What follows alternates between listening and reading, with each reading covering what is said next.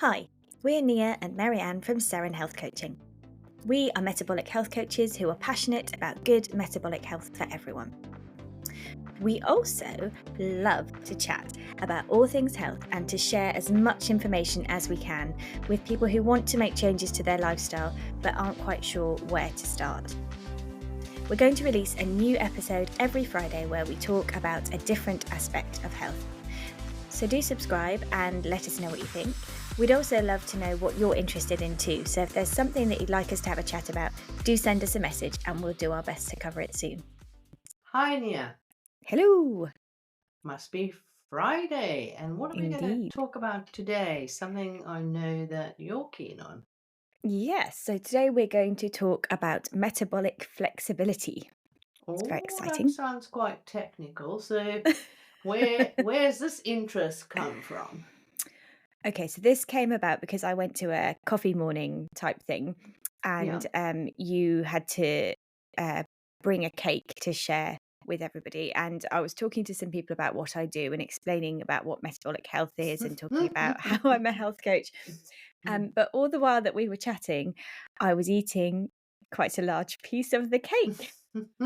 Which you wouldn't, And if you weren't a health coach, you wouldn't normally have sort of even registered, would you? But you were no, thinking, oh, this is an advert for health coaching and I'm yes. eating cake. Yes, and Okay. the trouble was that the cake that I had made and brought was not, a healthy, low carb, Yeah. low sugar, Yeah. nice Or cake. It any was like cakes, really. Yeah. it was a proper cake, I've got to Yeah. say, Yeah. and it caused great amusement because obviously, um, I was talking to people about diabetes and metabolic health, and there I was chowing down on this massive piece of very unhealthy cake, and it made me laugh, and I had to realize that obviously I'm just a normal person. I sometimes do eat cake, and that is absolutely fine because I am metabolically flexible, and because wouldn't it be so boring and unsustainable to never eat cake for your whole life? Absolutely. Whether you're metabolically flexible or not, it's probably not the Unrealistic. proposition. But tell Yeah. me what you mean by metabolic flexibility. Okay, so to explain this, I have to go a little bit further back and talk to you about how you get your energy to start with. So, we Okay. obviously get energy from food and we use that Yep. as fuel. Yeah. And there are different pathways that we can use to produce energy to keep us going. So, we can use energy from carbs, carbohydrates. They are really easy to break down. So, that's like the body's easiest pathway to provide fuel for itself is the breaking down of carbohydrates. And the lovely way that you've always said, which I really enjoy, is that carbohydrates are just glucose molecules holding hands. And I love that Yeah. analogy because you can Yeah. think about it. They're holding hands and the body is able to break those bonds or separate those hands really easily, and then the body has Yeah. sugar, so glucose, and then that's nice and quick release energy, isn't it? And that explains that when you eat, a really nice piece of cake or a chocolate bar or something really sugary, you do kind of get that buzz, don't you, quite quickly, because that's how quick your body can release that energy for use. But even a slice of bread, and that was the thing that really surprised me all those years ago, because we'd always thought of starches as something different to sugar. Yeah, That's where that analogy came from. So that slice of bread turns into glucose pretty yeah, fast. I think about 20 minutes to get the hands unholding. So there you go. So that's an interesting fact that maybe a lot of people don't know. didn't know. Yeah, so that's one pathway that we can get Yeah. fuel. And then there's another one. So we all know, don't we, that our bodies are designed to store some fat. Um, Yeah. so we need to store fuel, excess fuel, as fat for the harder times when food isn't as plentiful. So Yeah. this is going back years when we were sort of hunter gatherers and we had to store over the winter. So there's another pathway to get the energy we need, which is accessing those fat stores and breaking them down to use as fuel when we need them. So it's no good being able to store the fat if you can't then break it down and use it as fuel in the future. Yeah. So, being metabolically flexible, therefore, is being able to use both those pathways to Ah. extract the fuel from the food that you eat. Are there people So, that aren't metabolically flexible? Is this the issue? yes, there are. Okay. So, let's think about it as um, animals who hibernate. Yeah. So, if you were a bear, Yeah. you would Yeah. spend your autumn season and your summer season gorging, wouldn't you, on food, like anything you Yeah. can get your paws on, and they build up all this fat reserve. And then over winter, when they hibernate or when food is scarce, their bodies break down that fat, use it as fuel, and that keeps them going over the winter. And then Mhm. when spring and summer comes and the more abundance of food supplies comes, they can start that cycle over again. Now, I'm not telling you to eat cake over the winter and then starve yourself in the summer. Mm. But No. what I'm saying is that these are two different pathways. So, because I am metabolically flexible and I have good metabolic health as a baseline, most of the time I eat really well. I utilize my fuel very effectively because I exercise and I Yeah. don't store too much excess fuel as fat. Right. Um, but even now, if I ate cake every day or if I overate a lot of sugary, refined carbohydrates every day, I would soon run into trouble because it's that overload of that system. And there's a difference between what happens when a metabolically flexible person eats the cake and when a metabolically inflexible person eats the cake. So, what we want to be Okay. is metabolically flexible. So tell me what happens when a metabolically inflexible person eats that cake. Okay, so if you are metabolically inflexible and you eat the cake, this is the problem because you don't use the sugar that's released from that cake immediately to burn for fuel. Okay, so you instead store that excess sugar as fat straight away, and then you stay, unfortunately, in the fat storage mode for a lot longer afterwards. Whereas if you're metabolically flexible and you eat the cake, your body switches the pathway that you're using, uses quite a lot of the energy from those carbs that have been released quite quickly.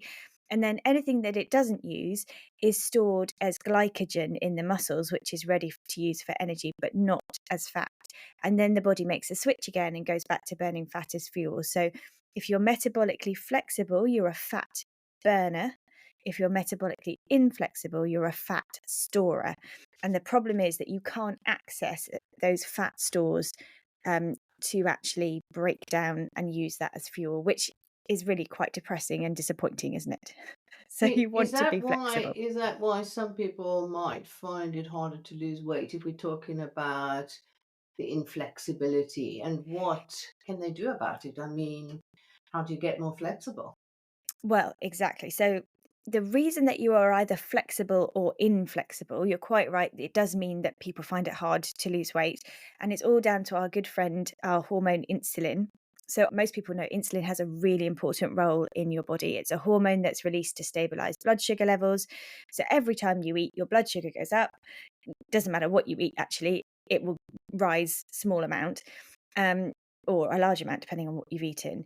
And insulin is released to bring your blood sugars down. And that's a Yeah. really important balance of your body because if you didn't and you had high sugar going around your bloodstream, you can damage your nerves in your hands and your feet, in the back of your eye. So there are obviously issues with high blood sugar. Mm. But critically, when it comes to being flexible metabolically, we know that if you have high levels of insulin, fat will be stored and that low levels of insulin allow that fat to be burned as energy. So, the more insulin that's released, you become what we call insulin resistant. So, you have to release more insulin to do the same job if your blood sugars are high over time. So your insulin levels might stay higher in someone who's less flexible metabolically. And Yes, insulin is, as we know it, it's both the hunger hormone and the fat storing hormone. So yes, madly you'll be both hungrier and you'll be better at fat storage than somebody yes, else. Okay. yeah. So, and because of that, you're hungrier, so you probably eat again when you don't need to. But then because your insulin Mm, levels aren't doing the job of bringing down the blood sugar as quickly as the body says that they should, your body becomes resistant to that. So it has to release a bit more insulin to bring the blood sugar down because it's not doing which its job as compounds the effectively problem. and it compounds the problem. Yeah. Yeah, there is genetic susceptibility to this. So that's why people are Yeah. often asked, does type 2 diabetes run in your family? But it is true that it's also worsened by a high carb, high sugar diet. So, yes, if we get into a situation where it's harder to access our fat stores, we don't have this flexibility, we can't access these fat stores, we put on weight easier, we release more insulin because we need to bring down these high sugar levels, we're hungrier, and then we eat more. So it's like a self Seems very perpetuating. unfair. It It seems is. seems a It's very very unfair. unfair business. This. So if Yeah. we were bears, let's go Yeah. back to this the The bear. animal analogy because I'm quite interested in this because I'm just reading a book by somebody who talks a lot about this. And one of the Yeah. problems for us is we are not hibernating bears, are we? So We are not. we have access to food at a much more sort of accessible all year round level. Yes. So if we were hibernating Yeah. and we were insulin resistant, uh, we'd have trouble accessing those Fat stores, would stores. we? We would, yeah. So ultimately, the bear is not insulin resistant because its body is able to make that switch. But if we think Mm, about it, do you remember The Lion, the Witch, and the Wardrobe, the book from I C.S. do. Lewis? So when the children go into Narnia and they meet the faun, don't they? And he says, "Oh, it's terrible because it's always winter, but it's never Christmas." Well, in a way, if you're insulin resistant, it's always autumn where we eat and we're storing this fuel, but it's never winter where Yeah. we access that stored fuel to keep us going. Yes. Because we go And to it's not, Sainsbury's or wherever, don't we? We go to yeah, the local Sainsbury's is always supermarket. open. Yeah. Sorry, Yeah, I shouldn't say Sainsbury's. other supermarkets are available. Yeah. Yes, but because we are so in it, particularly in the Western world, we have such food abundance, and not Yeah. only that, we have particularly highly processed convenience food abundance with that magical formula of fat and carbs and sugar. It's really easy to see, isn't it, how we are stuck in this autumn season, but we Basically, yeah. never come to the winter So season. if you went, if you hibernated as a bear, you would lose all those fat stores over the winter. You would Yep. become very sensitive, presumably, to insulin. When you got back Yes. into the spring, summer, you'd have a really good working, flexible metabolic system. And Yes. so you can see that in our world where we live in a perpetual autumn, because perpetual autumn is always where starches are more abundant in the natural Yep. world. Yep. So, the potatoes, the tubers, and the fruits are very autumn based, aren't they? If you eat Yeah, like think of, seasonally. yeah, the Yeah. berries have had the sunshine. They're much Yeah. more sweet, aren't they, at the So end we of eat in autumn? autumn all year round almost, don't we? We are, yeah. And that's the issue. So I think that compounded with the genetic susceptibility, if we then Mm. eat as autumn all the year round and don't Mm. give our bodies this chance, Almost um, impossible when you think y- about it. I mean, if yeah, you're metabolically healthy, which we will explain more and more on these podcasts, this flexibility is a huge advantage to live in the environment we do because, yes, and what can we do yes. to keep So more metabolically flexible? absolutely. So when you're metabolically flexible, you use the fuel more efficiently, Yeah, you burn carbs when you need to, and fat otherwise. yeah, So you get more stable energy. And what happens is that you also get reduced cravings, which is great because yeah. then you don't want the chocolate bar or whatever. You get fewer sort of appetite swings and mood swings. And then you begin to access these fat stores and lose that excess fat. So we do want everybody to run their body in that way. If you think about it as, like your body is your engine, and that's the most fuel efficient way to run. So So, it would be a bit like having a hybrid car, wouldn't it? Where you ran on one fuel and then switched to another when yes. your fuel ran out, and that way you kept the car sort of efficiently functioning at the same level. But what Yeah. people get when they're inflexible metabolically is they run out of that fuel. They call it bonking in cycling, where you run Yeah. out of that fast fuel and Yeah. then your ability to access your slower fat stores is much harder. It's this Hmm. all seems very unfair to me to people who are insulin resistant. So maybe that's the nub of the Yeah. thing. How do we So, help people so to become more yeah. sensitive to insulin? So I have definitely at some points in my life become Mm, more insulin resistant, and it's actually interesting to say that when you're pregnant as a woman, you mm. naturally become more insulin Okay. resistant because your body Yeah. needs you to put To on weight, store. to store fat so that it can be broken down to feed and nourish the baby when the baby's born. Yeah. Um, so, there are Interesting. periods, there Very are interesting. yeah, Yeah. and that happens because of higher progesterone, which keeps you pregnant, keeps the baby growing, and all of that. So you can see how that sort of relates to Mm. hormonal contraception and how that helps people put on weight as well. So Ah, anyway, it's yes, all of kind of course, of course. linked. And even PCOS. There's Yep, yeah. higher Oh, levels. that's really interesting. Yeah, Okay. sorry, that's just a bit of my geekiness. Sideline. Anyway, So the basically, we've got to get from autumn to summer somehow. we have so couple of things to note. It is possible. But it doesn't happen overnight and it does take time and effort. But the good news is that everybody has this opportunity to make changes that can help you do this. So, although it sometimes thinks, well, this explains why I can't lose weight, yes, it does. But it doesn't mean that you will never be able to lose weight or that you will never be able to be metabolically flexible. You can. There are just a few changes we can make. So, some of the things like reducing ultra processed food, refined carbohydrates. So, we mean like the really white bread, Yeah. the starchy potatoes, Yeah. and easily accessible sugars. So, chocolate bars or literally sugar in terms of sweets. So reduce those and eat more whole foods and things that your body takes effort to break down. Move. So any form of activity helps to improve your insulin sensitivity, even just a walk around the block.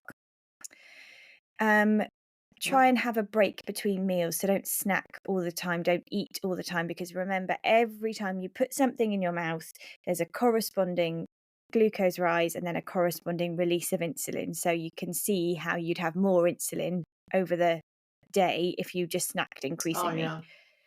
So have a little rest if you can. So grazing's not a good idea. Grazing is not a good idea, no. Unfortunately, for those of us who like to sort of dip our hands in the jar as we walk past the kitchen cabinet. Ultimately, if you eat more of the stuff that it takes your body longer to break down, so if you think of like lots of fibrous fruit and veg that fills you up and keeps you full, you don't feel the need to put your hand in the jar as you walk past the cupboard. So that's, a benefit. What else? Sleep is important. Actually, if you do get a good night's rest, you do improve your insulin sensitivity. So don't skimp on your Who sleep. knew that? Wow. Indeed. See, it's all linked and Yeah. very important. And stress. So we know, don't Oh, we, that stress releases a hormone called cortisol. And cortisol is a natural steroid. If you've ever been on steroids for like an asthma attack or a chest infection or something like that, you'll know that you are particularly hungry, and it causes you to want to eat. That increases your blood sugar, and oh look, we get insulin release from that. So yes, it's all connected. so you've got to live a stress-free life with a nice sleep and eat low carb, full of fruit and vegetables, whole food at regular intervals with no snacking. This sounds like the sort of recipe we have really for healthy living, but easier said than done in our autumn world. So Absolutely. that's the So point, I suppose. Yeah. yeah, it sounds a bit like, oh my goodness, well, that's a lot to do, isn't it? And that's why I said that it doesn't happen overnight. You've got Mm, to make these small, sustainable changes, mm. and it does take time and effort, but it is possible.